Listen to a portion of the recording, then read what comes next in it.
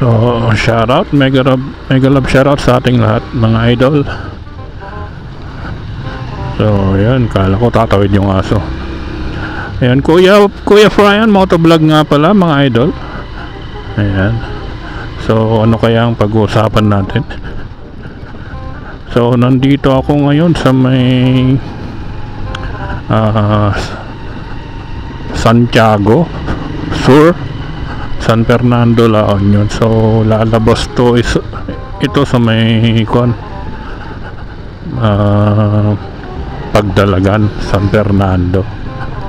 So ayun, ang pag-uusapan natin ngayon is paano ba magsimula na mag-motovlog. Ayan. So syempre, di ba, pag mag-motovlog po tayo, syempre meron po tayo dapat ganito. Importante, may motor po tayo, tama? Kahit anong motor na yan, mapa big bike man yan, mapa maliit man yan na motor, okay lang yan. Okay? Hindi ay, kahit anong motor yan mga idol. So pangalawa, dapat may, siyempre naka-register rin yung motor natin, saka meron din tayong mga lisensya para just in case na may checkpoint dyan.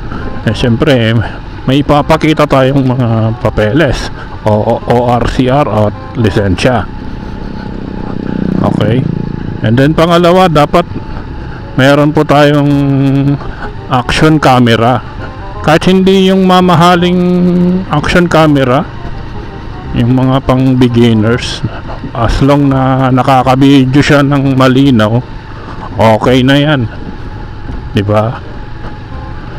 And then syempre dapat meron din tayong mic para maliwanag po yung salita natin na maririnig ng mga audience natin habang nagsasalita tayo na nagmo-motovlog, di ba? So ano pa, comment down below kung meron pa akong hindi nasabi. So kung malapit lang naman yung pagmo-motovlogan natin, kahit kwan lang tayo, syempre helmet pala, helmet yan, dapat may helmet din tayo. Importante yan kasi doon natin ilalagay itong action camera natin.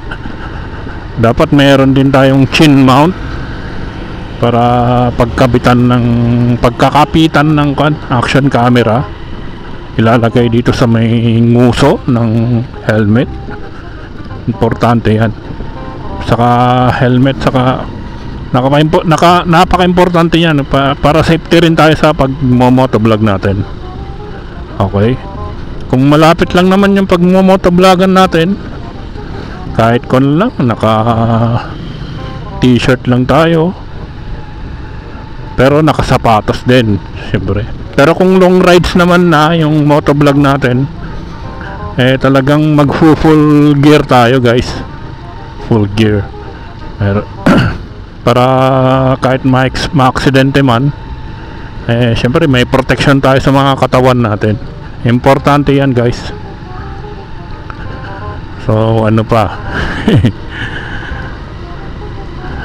so comment down below guys kung mayroon pa akong hindi nasabi.